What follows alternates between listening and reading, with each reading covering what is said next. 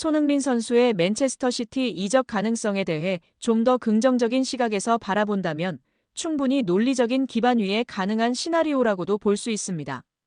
최근 유럽 축구계의 흐름과 손흥민의 커리어 상황, 그리고 맨시티의 전력 구성과 필요 요소들을 종합적으로 살펴봤을 때 양측 모두에게 득이 되는 이적이 될 수도 있기 때문입니다.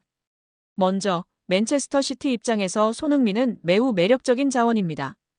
펩 과르디올라 감독은 항상 지능적인 움직임과 빠른 전환, 높은 전술 이해도를 갖춘 선수를 선호해왔고 손흥민은 그 조건을 모두 충족하는 선수입니다.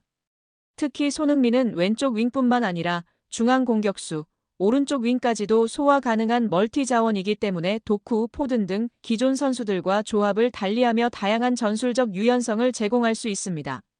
또한 해리 케인과의 호흡에서 보여주었던 연계 플레이 능력은 홀란드와의 조합에서도 큰 시너지를 기대하게 합니다. 이적료 측면에서도 희망적인 요소가 있습니다. 손흥민은 현재 계약 기간이 2025년까지로 알려져 있으며 만약 토트넘이 재계약에 소극적인 모습을 보이거나 손흥민 본인이 우승에 대한 강한 열망을 나타낸다면 구단이 그의 의사를 존중해 적절한 이적료의 협상에 나설 가능성도 존재합니다. 30대 초반의 선수에게 천문학적인 이적료가 붙기 어려운 만큼 맨시티 입장에서는 비교적 합리적인 금액으로 월드클래스 윙어를 영입할 기회를 잡을 수도 있는 셈입니다. 또한 손흥민의 커리어적 측면에서도 이적은 의미가 있습니다. 그는 이미 개인적으로는 프리미어리그 득점왕, 월드클래스 입지 등을 이룬 상태이며 이제는 우승이라는 커리어의 마침표를 찍고자 하는 시점입니다.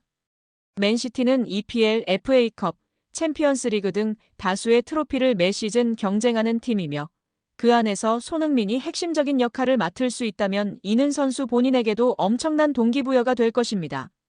구단 간 관계 역시 유연하게 풀릴 여지가 있습니다. 과거 해리 케인의 이적 불발로 인해 맨시티와 토트넘 간의 거래는 어렵다는 인식이 있었지만 이는 당시 케인의 계약 상황과 시장 가치 그리고 다니엘 레비 회장의 고집 등이 복합적으로 작용한 결과였습니다. 만약 손흥민의 의지가 분명하고 이적료 조건이 맞는다면 토트넘 역시 재정적 이익과 전력 재편이라는 현실적인 이유로 이적을 고려하지 않을 이유는 없습니다. 결정적으로 축구계에서는 예상치 못한 이적이 자주 발생합니다. 리오넬 메시의 바르셀로나 이적, 호날두의 복귀, 케인의 바이에른 뮌헨행 등 설마 했던 일들이 현실이 된 사례는 많습니다.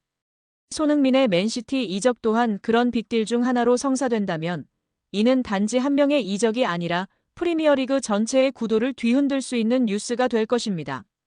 따라서 손흥민의 맨시티 이적은 단순히 팬들의 상상이나 루머를 넘어서 실현 가능성을 가진 시나리오로 충분히 바라볼 수 있으며 당사자들 간의 의지와 조건이 맞아떨어진다면 그 실현은 생각보다 가까운 현실일지도 모릅니다. 한편 프랑스의 거함 파리 생제르맹 이적설도 불붙고 있는데요. 프랑스 언론 푸실은 손흥민은 6월이면 토트넘과 계약이 만료된다. 그는 PSG의 공격을 강화할 수 있는 옵션 중 하나로 간주된다. 손흥민의 PSG 이적설은 처음이 아니다. 하지만 이번에는 가장 적합한 링크일 가능성이 크다. 손흥민은 토트넘을 떠날 가능성을 열어뒀다. 손흥민과 거의 4년 동안 협상한 PSG는 아직도 그 자리에 있다. PSG는 그의 능력은 물론이고 라커룸에서의 프로다움을 좋아한다고 보도했습니다. 푸실은 토트넘은 지금까지 PSG의 구애를 거부했다. EPL 무대를 선호해왔다. 하지만 그의 생각은 달라질 수 있다. 이제 영국을 떠나 새로운 경험을 할 수도 있다. PSG와 손흥민의 논의는 긍정적이다. 구단은 몇 달 안에 합의를 마무리하길 바란다. 이 경우 이강인을 활용할 수 있다. 이강인이 손흥민의 합류를 설득하는 데 도움이 될 수 있다. 두 사람은 대한민국 축구대표팀에서 함께했다. 손흥민은 토트넘에서 역사를 만들었다. 다만 루이스 엔리케 PSG 감독의 까다로운 심경을 사로잡을 만한 재능을 갖춘 선수를 영입한 셈일 것이라고 했습니다. 지난 10년간 팀의 상징이자 아시아 최고의 슈퍼스타로 활약한 손흥민이 소속팀인 잉글리시 프리미어리그 토트넘 호스퍼의 다음 시즌 주전 구상에서 제외됐다는 사실이 알려지면서 유럽과 중동, 북미의 복수 구단들이 그의 차기 행선지로 급부상하고 있습니다. 무엇보다 주목되는 점은 새로 부임한 덴마크 출신 토마스 프랑크세 감독이 손흥민과의 면담에서 선발을 보장할 수 없다는 입장을 전달했다는 점인데요.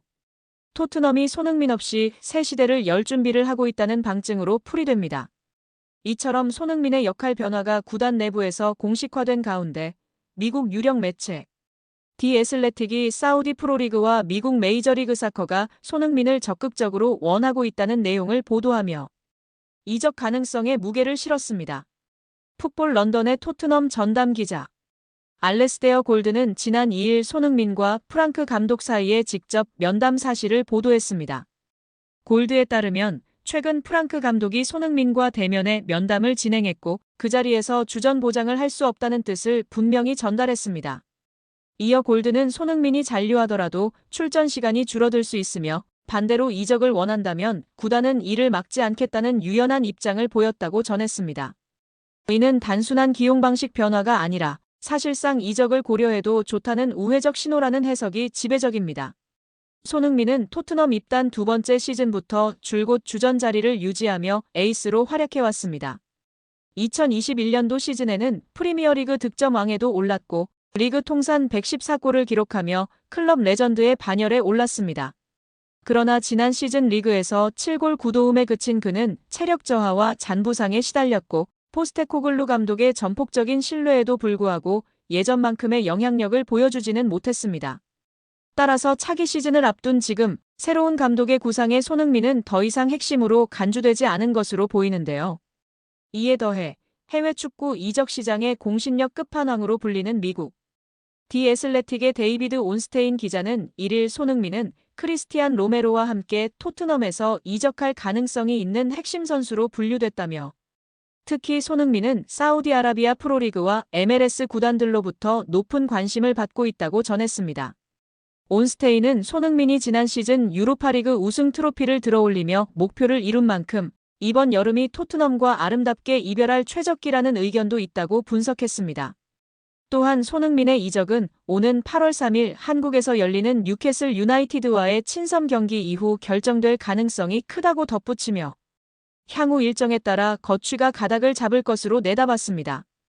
현재로서는 언급된 손흥민의 행선지 중 가능성이 가장 높은 곳은 미국인데요. 단기적인 이적료 수익 외에도 장기적인 브랜드 가치를 고려한 결정이 손흥민의 미국행 가능성을 부각시키고 있습니다. MLS는 현재 리오넬 메시, 루이스 수아레스, 세르히오 부스케츠 등 세계적인 스타들이 뛰고 있으며 아시아계 팬층과 시장성이 높은 리그입니다. 실제로 손흥민은 북미 시장에서도 높은 인지도를 자랑하며 은퇴 후 활동까지 고려할 수 있는 적절한 선택지로 꼽히고 있습니다. 이런 상황 속 토트넘 현지 팬들 사이에서도 손흥민의 역할 변화에 대한 수용과 새로운 공격진 구성을 기대하는 목소리가 커지고 있는 것으로 전해졌습니다. 풋볼 런던이 최근 실시한 팬 설문조사 결과에 따르면 응답자의 57%가 손흥민을 사우디 리그로 이적시키는 것이 구단의 재정에 긍정적이라는 의견을 밝혔습니다.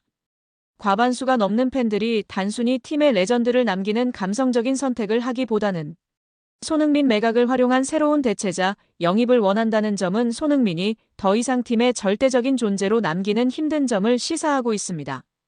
실제로 토트넘은 지난 시즌 리그 17위라는 최악의 성적을 기록한 만큼 대대적인 공격진 개편이 불가피한 상황입니다. 손흥민의 이적은 재정적 유연성과 전술적 변화를 위한 열쇠가 될 수 있다고 보고 있습니다.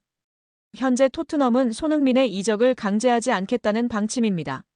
이는 존중의 표현이자 동시에 손흥민이 스스로 결단을 내려야 하는 시점이라는 의미입니다. 하지만 손흥민은 더 이상 구단의 핵심 계획에서 제외됐습니다. 손흥민이 주전 자리를 위해 토트넘에 남아 힘겨운 경쟁을 선택할지 아니면 안정적인 커리어 후반기를 위해 다른 대륙을 택할지는 이제 손흥민에게 넘어갔습니다. 유로파리그 우승이라는 아름다운 피날레를 뒤로한 채 토트넘과의 10년 동행을 마무리할지 혹은 또 한 번 팀을 위해 헌신할지를 결정해야 할 시간입니다. 태극전사들의 월드컵 본선 진출을 축하하는 자리에서 주장 손흥민의 축구대표팀 식구들을 위해 소고기 파티를 열었다는 사실이 알려지며 화제입니다. 21 스포츠 동아 보도에 따르면 손흥민은 지난 8일 대표팀 저녁 식사를 겸해 11회 연속 월드컵 본선 진출 축하 회식을 직접 주최했습니다. 대표팀이 6일 바스라 인터내셔널 스타디움에서 열린 이라크와의 최종 예선 9차전 원정 경기에서 2대0으로 승리해 11회 연속 통산 12번째 월드컵 본선 진출을 확정한 직후의 특별한 이벤트였습니다. 이 자리에는 26명의 대표팀 선수들을 포함해 코치진과 지원 스태프, 대한축구협회 직원들까지 총 60여 명이 함께했습니다.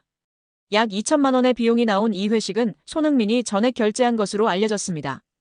이틀간의 외박을 마치고 경기도 고향 소재 호텔에 재소집해 쿠웨이트전 준비를 시작한 8일, 손흥민은 먼저 홍명보 감독에게 회식을 허락받은 것으로 알려졌습니다. 축구협회가 선수 26명만을 위한 식당을 예약했으나 손흥민이 대표팀과 동행하는 모든 구성원과 함께 나누길 원했던 것으로 전해졌습니다. 토트넘의 에이스 손흥민은 언제나 태극마크에 진심을 다해왔습니다. 축구 국가대표팀에 부름이 있으면 어떤 상황에서도 최우선으로 응답했는데요. 부상으로 뛸 수 없는 극히 예외적인 상황을 제외하고는 A매치를 건너뛴 적이 거의 없었습니다. 그에게는 소속팀보다 국가대표팀이 항상 우선이었고 대표팀에서 보내는 시간마다 온 마음을 다해 헌신했습니다. 2010년 12월 시리아와의 평가전에서 A대표팀에 데뷔한 손흥민은 지난 10일 쿠웨이트와의 2026 북중미 월드컵 아시아 최종 예선 10차전까지 15년 동안 134경기를 소화하며 51골 23도움을 기록했습니다. 이는 차범근, 홍명보 각 136경기에 이은 출전 횟수 3위, 차범근의 58골에 이은 득점 2위의 기록입니다. 유럽과 한국을 오가며 1만 365분 동안 그라운드를 누비며 이룬 성과입니다. 손흥민의 진가는 개인 기록을 넘어 팀워크에 있는데요.